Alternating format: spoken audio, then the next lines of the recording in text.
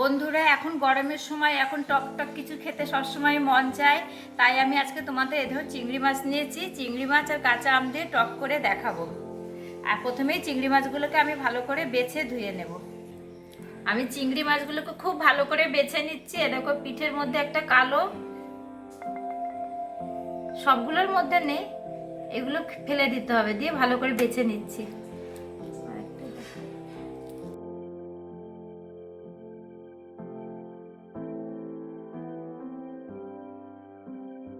দেখো, মাছগুলোকে ভালো করে বেছে ধুয়ে নিয়েছি। আর দেখো, দুটো বড় সাইজের কাঁচা আম আমি এইভাবে কেটে নিয়েছি। এই মাছ আর কাঁচা আম দিয়ে আমি চিংড়ি মাছের টক করব। তোমরা টকও বলতে পারো, আবার কাঁচা আমের ঝোলও বলতে পারো চিংড়ি মাছ দিয়ে। বাড়ির বাচ্চারা অনেক সময় এত গরমে কিছু খেতে চায় না, তখন তোমরা এই রেসিপিটা বানিয়ে দেবে, দেখবো বাচ্চারা তো এমনিতেই চিংড়ি মাছ পছন্দ করে, তখন তারা নিমিষেই ভাত খেয়ে নেবে। মাছটাকে আমি একটু লবণ হলুদ মাখিয়ে নেব।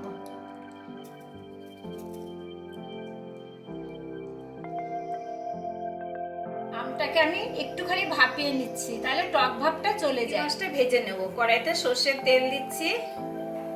তেলটা গরম হয়ে গেছে, চিংড়ি মাছগুলো দিয়ে দিচ্ছি।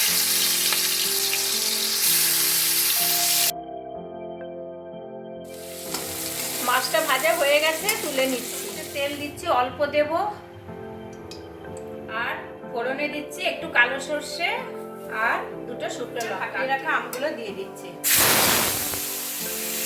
অল্প একটু লবণ আর একটু হলুদ গুঁড়ো।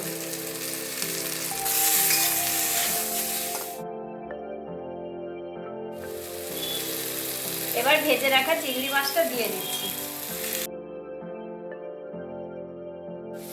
আমি এখানে কোনো মশলাই ব্যবহার করব না।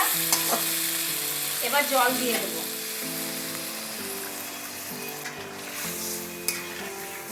এবার আমি কিছুক্ষণ ঢেকে দেব।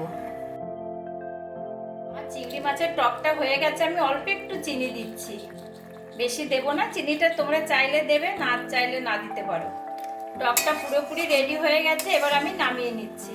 গরম পড়েছে, এখন বাচ্চারা তো কিছুই খাবে না, শুধু খেতে চাইবে না, তখন ওরা তো চিংড়ি মাছ খুবই পছন্দ করে। তখন এই রেসিপিটা তোমরা বানিয়ে কিন্তু খাওয়াতে পারো, বড়রাও খুব পছন্দ করবে।